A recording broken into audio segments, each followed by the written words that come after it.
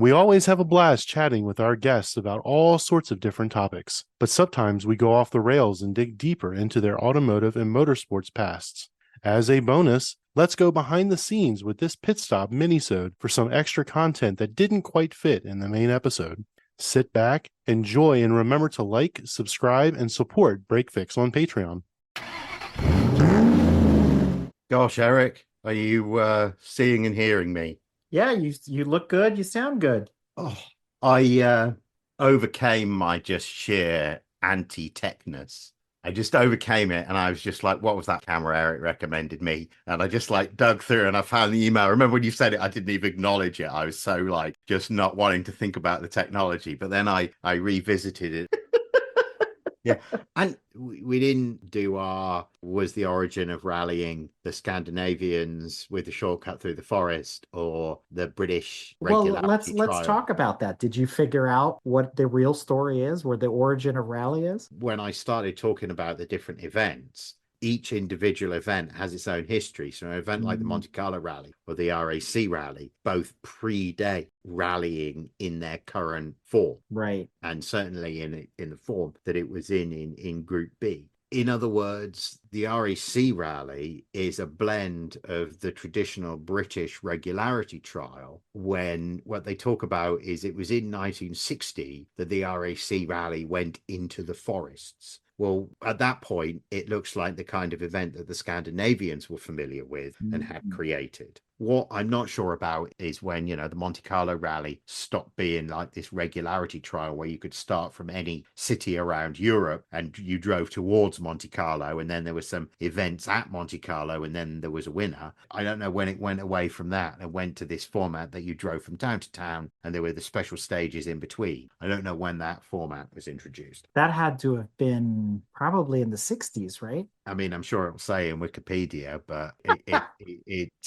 yeah, I'm not sure. And as for, what did the World Rally Championship look like in because wasn't the first one in like 1973 or something like that? Yeah, the first official, WRC, yeah. And I gotta ask this question. In period or out of period doesn't matter, but do you have a favorite rally? Because there are so many, like Oh, Acropolis versus Kenya versus Poland. I like the San Remo. I like the tarmac twisty on the side of the cliff. The Monte Carlo rally. Yeah, yeah, yeah, Well, yeah. there's San Remo and there's Corsica. Yeah, yeah. Well, those are the two that I think of as being, winding along the edge of the cliff, but on the pave where it's got like a Yeah. dry stone wall on one side and a cliff on the other side. And if you go through the dry stone wall, there's the big drop off. When I think Yeah. about favorite rally stages, it's that one. Well, and they're classic too, with all the helicopter shots that they would take back then, watching them on basically a one-lane road on the side of a Yeah. cliff. They are absolutely iconic. Apparently, those helicopters, they were a real issue, is that people would because of the helicopter, people would be standing in the road looking at the helicopter, Yeah, not hear the car coming. that's right. Considering how loud the Group B cars are, yeah, then they still couldn't hear them. I think for me, Monte Carlo is also iconic just because it is. And that run up to the summit there at Monte Carlo is absolutely amazing. But one of my favorites has always been Rally Sweden. It has such a rhythm to it. I tend to use that as a warm up for other virtual racing too. I can't pronounce it. It's like Hogs Finnborg. It's like a 13-kilometer run. It takes about 12 minutes to do, even in a Group B car. It's pretty long. It's very complicated, but it has a brilliant flow to it. And all the Swedish stages are like that, generally in the snow, because it's early in the season. So Rally Sweden's beautiful along these lakes. So I've always appreciated that. I would say probably my least favorites are the safari ones because they're just so long and straight. And then like Rally Japan and some of those that are just narrow, very slow and more like a time distance rally. And of a modern rally stage, Estonia is really cool. That one's a lot of fun. It's really fast. But that's sort of the beauty because there's so many different ones to watch and check out. The safari rally is more like the marathon rallies like that, Yes. rally to Mexico that Mikola won in 1970. Or like the Panamericana or some of the ones that Fangio did back, they would like you talked about it, where you drove from Yeah, Argentina to wherever and, all those yeah. kinds of things. Yeah, although those things were, you see, I don't know how those kind of South American road races evolved. I do know that by the 1970s, the newspapers were big into, they did that sort of London to Sydney marathon Yeah. event that was, What was that one? Paris to Bordeaux and back or something was like one of the earliest races, which was basically a road race. yeah, that supposedly the first motor race was from Paris to Rouen, and it was meant to be a demonstration Yeah. of vehicles, but it turned into a race. And then from then, they got the idea to do these city to city races where you would be, yes, Paris to Bordeaux or something like that. Hmm. Famously, that death race of 1903, the one that banned this kind of open road racing, it was Paris to Madrid, but they stopped it at Bordeaux because there'd been so many casualties, on the road Yeah. on the way down there. So I'm going to tell you an amusing story now that I haven't told you before. So RM last year at Pebble Beach, I was introduced to a guy called English bloke who's appeared on TV. Nick Smith, I think is his name. I might have got his name right. Or anyway, we were both there with our sons and we spent a long time inside looking at Ferraris and realized we had a shared love of Ferraris before we realized that we had a shared love of motorcycles as well. And he, in fact, runs a website that does motorcycles and he's more known for motorcycles than for That's right. cars, or he does both. Well, my son was 9 at the time and he was poking around looking at the cars, and Nick's son was 15 at the time and was poking around and looking at the cars as well. We moved outside and I asked the lad whether or not he recognized the Group B Citroen BX four-wheel drive. I don't know exactly what the model name was. You're laughing, you probably do. And I'm like, where did they drag this from? It's so fitted at Pebble Beach. The lad knew exactly what it was. It is not a common Group B rally car. This is a rat hole Group B rally car, yet it had penetrated not the mainstream, but a 15-year-old knows what it is. And because of that, the 8-year-old was interested in looking at it as well. And now the 8-year-old knows what it is as well. So this fascinating thing with Group B is that it has resonated in a way that nobody's really talking about it. And I don't want to get down this rat hole now, but my God, classic car values at Pebble Beach. Anything older than 1980, nobody wants it. Anything older than 1960, there was the tumbleweed blowing across the stage as nobody was bidding. I think if you took out everybody, if you cross-referenced bidders under the age of 70 and actual sales of cars older than 1970 or 1980, my word, there was a sell-through of probably about 20% if you cross-reference it like that. It's just the young uns are not buying the cars that the old uns did, and I have an RS200 story, actually, Eric. When I was, 18 years old, Mark Gammy, who I do these podcasts with, he and I, we used to hang out at the McDonald's and have a chocolate milkshake of an evening sometimes if there was nothing better to do. And right by there was Vosper's Ford, the old Ford dealership. Well, there was a razzmatazz over there one day. So we finished up our chocolate milkshakes and rolled over to see what was going on there. We rolled over there in my orange Ford Cortina 1.6. It was the launch of something. Can't remember what it was. Maybe the facelifted Ford Sierra. It was, anyway, they had an RS200 in the showroom there. It was like a road going version of it. Nobody was around. Gammy and I sat in an RS200 and we're like, now we need to be like that moment in that James Bond movie, where he drives the AMC Hornet out of the window of the dealership and speeds away.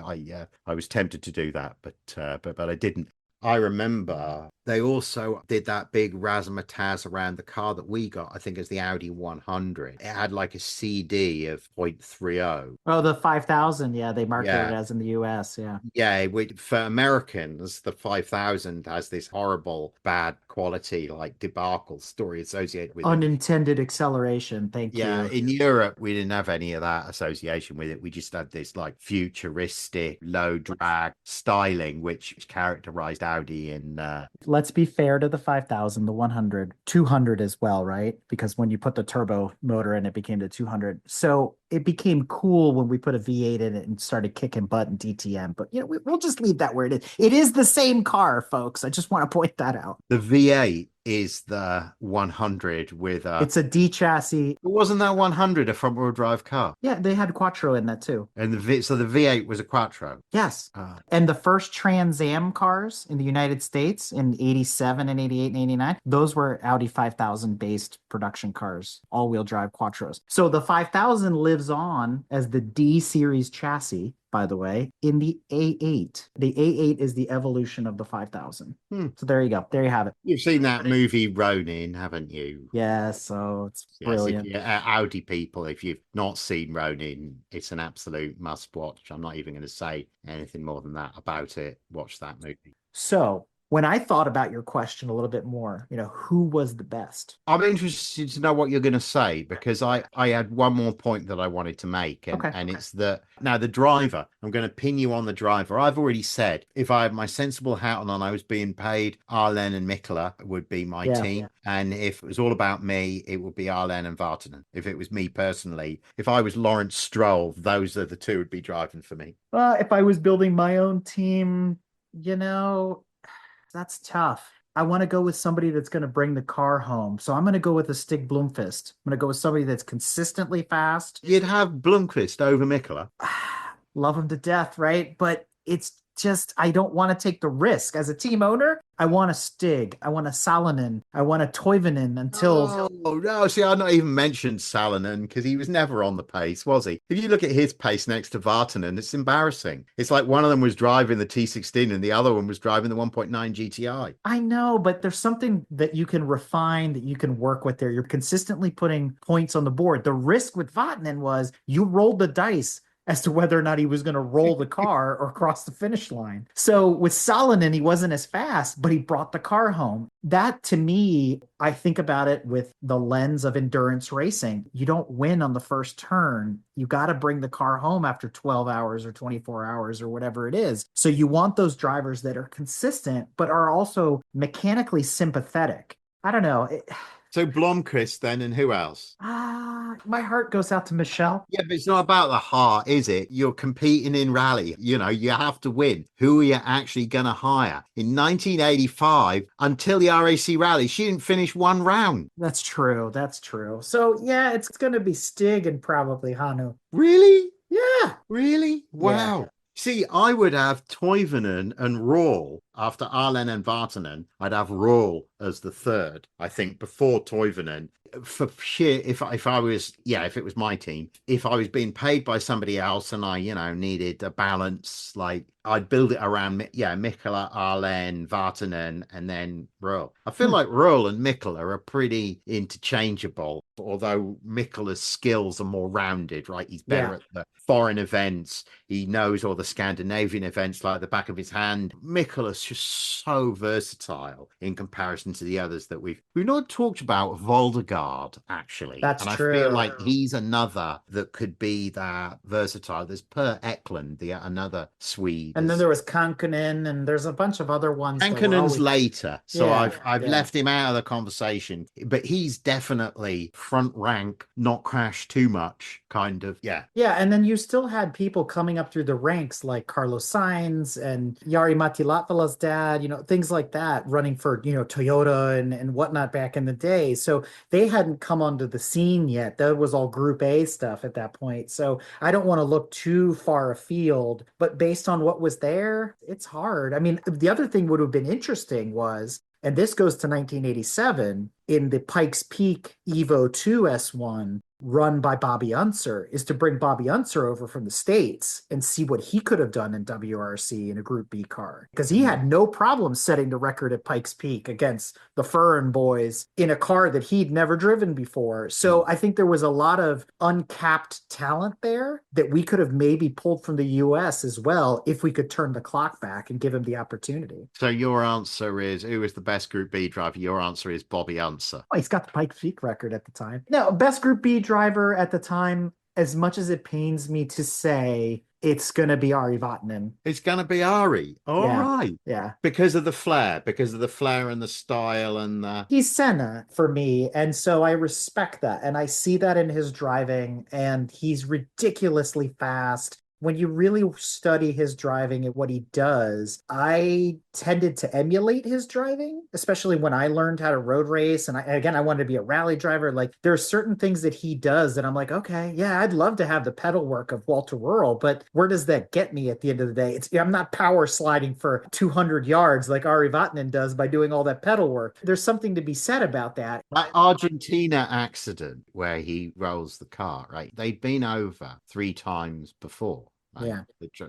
There'd always been like roadworks or something, so they'd Yeah. never actually done that piece of road at racing speed. And you think to yourself, well, there were 2 other Peugeots in the event. Why didn't they roll? And then you think, oh yeah, they were driven by some guy who I can't remember, and Salonen. That was why they were whatever speed. Like you just know, Vartanen was going just way faster than those. Yeah, but so who brought the car home? Salonen brought the car home. well, exactly, and who was World Rally Champion that year? Salonen. And To win the race, one must first finish the race. finish. That's Yes. Yes. So credit to Timo Salonen, even though, well, you are looking at it now, you are struck by the way that it's a crossover between motorsport, sort of as it was, without a lot of regulation, with these very long events where endurance, human endurance, was as much a part as mechanical endurance and speed. You know, it's illustrated by the point that we made right at the beginning that you've got cars like these Mantas that are like cars of the 1970s with under 300 horsepower, and then you've got cars like the Quattro that's almost like a modern rally car,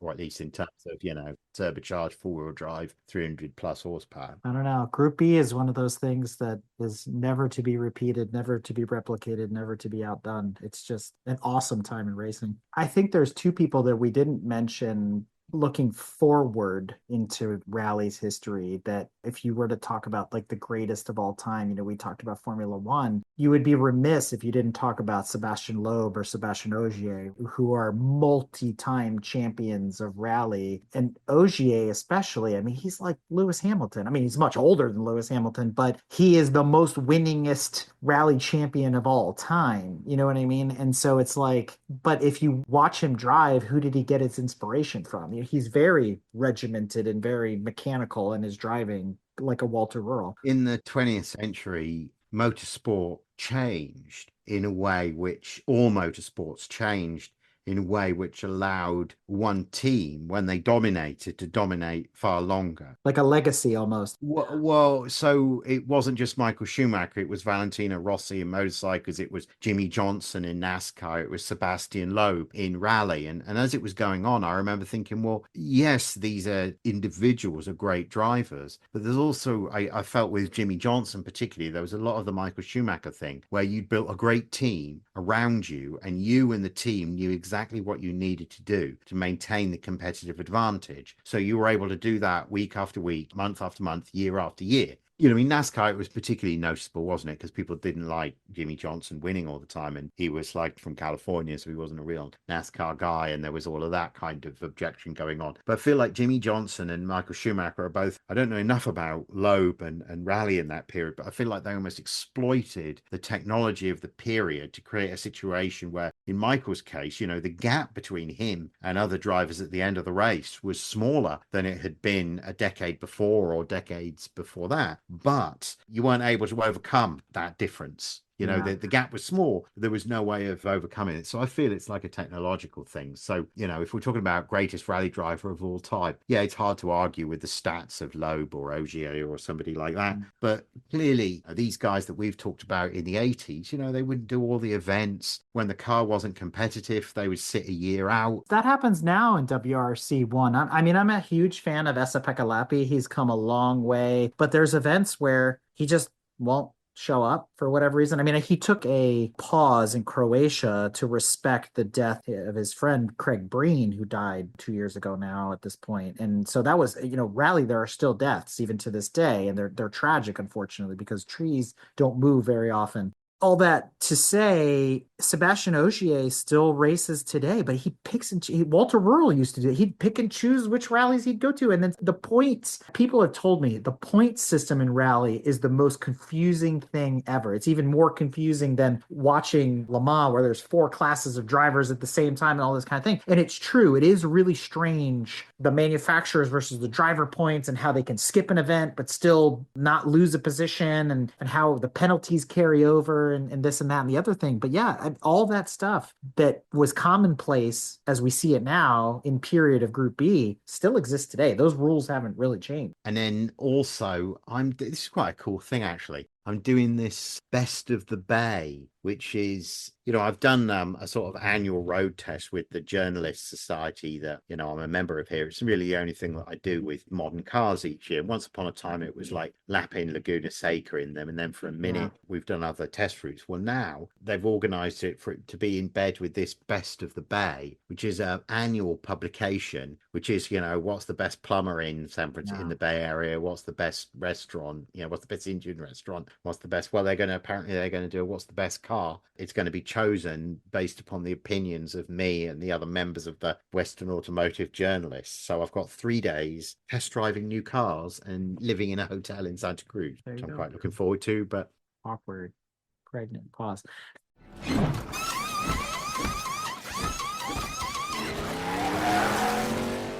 We hope you enjoyed another awesome episode of Break Fix Podcast, brought to you by Grand Touring Motorsports. If you'd like to be a guest on the show or get involved, be sure to follow us on all social media platforms at Grand Touring Motorsports. And if you'd like to learn more about the content of this episode, be sure to check out the follow-on article at gtmotorsports.org. We remain a commercial-free and no annual fees organization through our sponsors, but also through the generous support of our fans, families, and friends through Patreon. For as little as $2.50 a month, you can get access to more behind-the-scenes action, additional pit stop minisodes, and other VIP goodies, as well as keeping our team of creators fed on their strict diet of Fig Newtons, gummy bears, and Monster. So consider signing up for Patreon today at www.patreon.com/GT Motorsports. And remember, without you, none of this would be possible.